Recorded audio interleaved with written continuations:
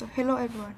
Today in this video I am going to critically evaluate the degree to which vertical integration is a realistic HR strategy for organizations. So first of all, I am going to briefly identify the key definitions in this issue. So what is HR strategy? According to Wilton 2003, it is a unified set of ideas, policies, and practices which management adopts in order to achieve HR objectives. And now, vertical integration is the extent to which HR practices are aligned with HR strategies, business strategy, and organizational objectives. Typically is associated with best fit models of HRM. It is an approach to HR strategy formation, and it suggests that business performance will improve when HR practices mutually reinforce the firm's approach to the marketplace. So, in order to develop accurate explication of how and why the primary linkages of strategic HRM work, vertical linkage should be looked at. Way and Johnson 2005 have displayed two strong and reliable theories to address the problem. So the first one is systematic agreement theory, or known as SAT. It provides a framework in which organizational alignment is proposed to enhance organizational effectiveness and create a huge competitive advantage. This was from similar. Furthermore, there are four key parts of organizational alignment, which are structural alignment, cultural alignment, performance alignment, and environmental alignment. So since the first three all contribute to the fourth one, environmental alignment, I am going to analyze the first three parts. So they are structural, cultural, and performance. The first aspect is structural alignment.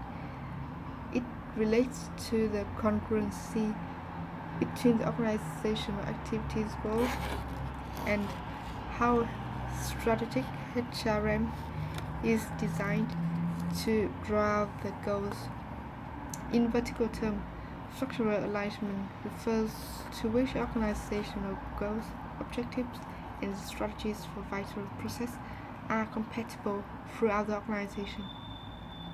The second part is cultural alignment, which relates to how an organizational leadership brings up a culture in a workplace is congruent with business strategies and targets. The last one is performance integration, which refers to the extent that the actual and expected organizational outcomes, financial, accounting, and capital market outcomes are equivalent. The other theory is strategic reference points theory, SRPT, which is a strong theoretical framework that incorporates three important aspects regarding alignment. There are conditions internal and external to the organization, and the last one is time. These strong reference points are used to evaluate choice and to make strategic decisions. Besides, two vital concepts of SRPT that have impact on organizational effectiveness with respect to strategic HRM are fit and consensus.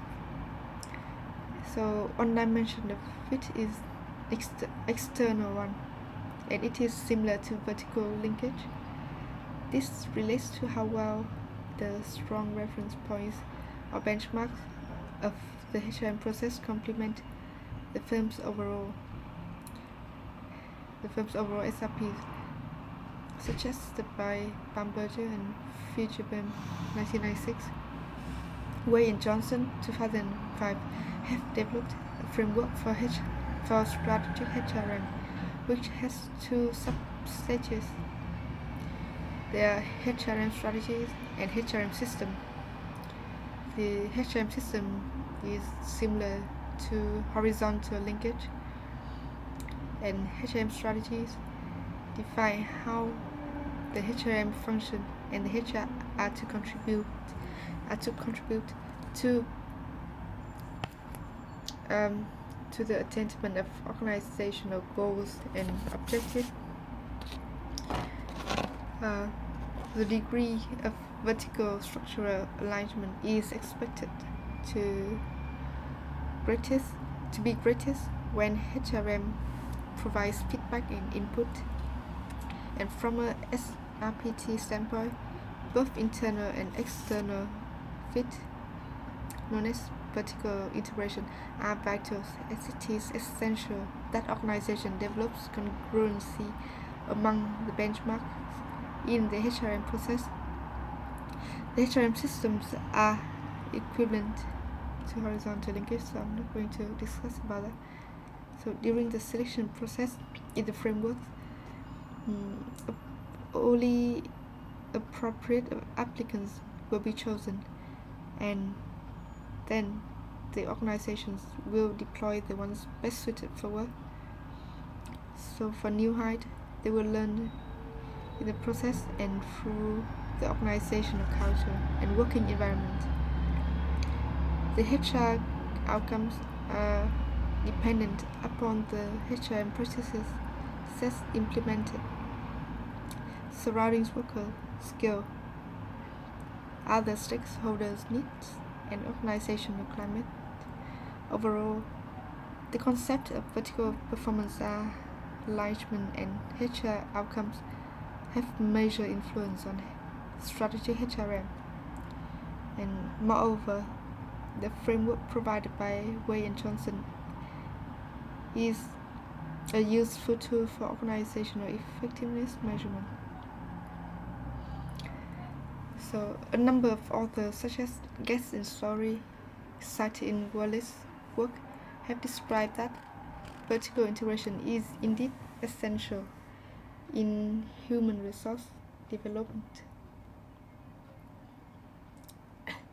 Worknam 1998 indicated that the process of developing human resource development goals and objectives are aligned with the organizational strategy. However, vertical integration cannot deal with resource shortages and weak power relationships. So the best fit approach might not be ideal anymore. Besides, the best fit approach itself has big weaknesses because it lacks flexibility and initiatives. And to date, the HR strategy used nowadays need to be flexible and adapt well to change due to the increase in workforce diversity.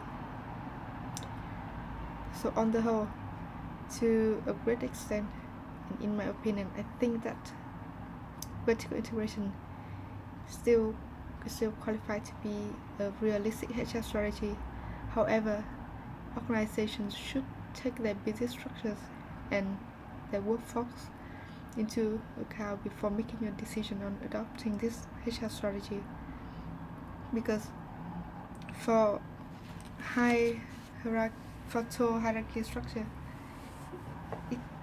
the best fit approach with vertical integration cannot be used for everyone in the workplace. So thank you for listening.